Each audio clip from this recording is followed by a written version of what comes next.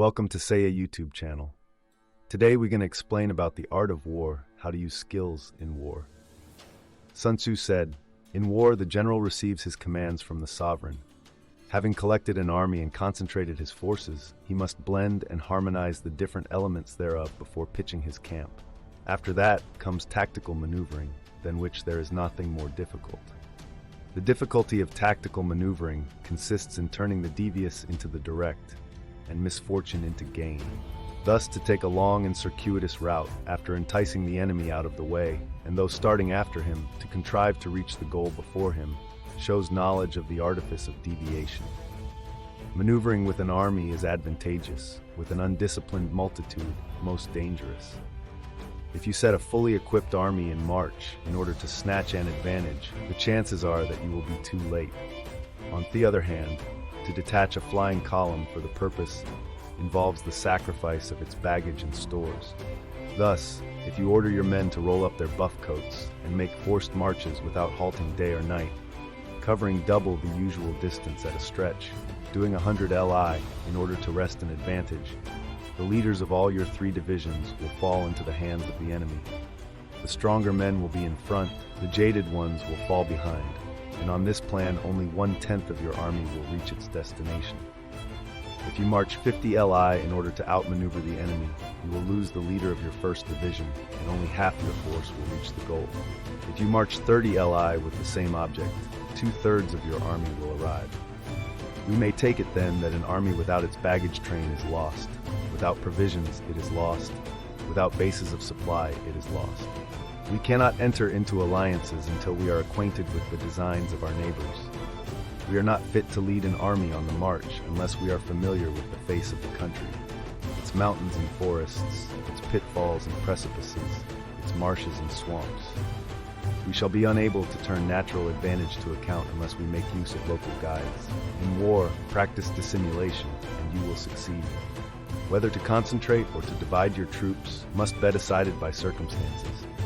Let your rapidity be that of the wind, your compactness that of the forest. In raiding and plundering, be like fire, his immovability like a mountain. Let your plans be dark and impenetrable as night, and when you move, fall like a thunderbolt.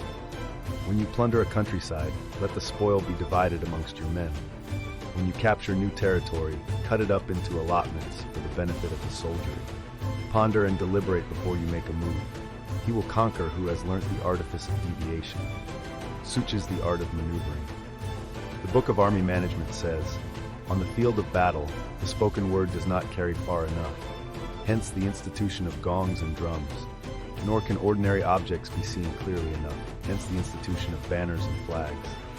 Gongs and drums, banners and flags are means whereby the ears and eyes of the host may be focused on one particular point. The host thus forming a single united body, is it impossible either for the brave to advance alone, or for the cowardly to retreat alone. This is the art of handling large masses of men. In night fighting, then, make much use of signal fires and drums, and in fighting by day, flags and banners, as a means of influencing the ears and eyes of your army. A whole army may be robbed of its spirit. A commander-in-chief may be robbed of his presence of mind. Now a soldier's spirit is keenest in the morning. By noonday it has begun to flag, and in the evening his mind is bent only on returning to camp. A clever general, therefore, avoids an army when its spirit is keen, but attacks it when it is sluggish and inclined to return. This is the art of studying moods, disciplined and calm, to await the appearance of disorder and hubbub amongst the enemy. This is the art of retaining self-possession, to be near the goal while the enemy is still far from it, to wait at ease while the enemy is toiling and struggling, to be well fed while the enemy is famished. This is the art of husbanding one's strength. To refrain from intercepting an enemy whose banners are in perfect order, to refrain from attacking an army drawn up in calm and confident array. This is the art of studying circumstances. It is a military axiom not to advance uphill against the enemy, nor to oppose him when he comes downhill. Do not pursue an enemy who simulates flight. Do not attack soldiers whose temper is keen. Do not swallow bait offered by the enemy. Do not interfere with an army that is returning home. When you surround an army, leave an outlet free. Do not press a desperate foe too hard. Such is the art of warfare.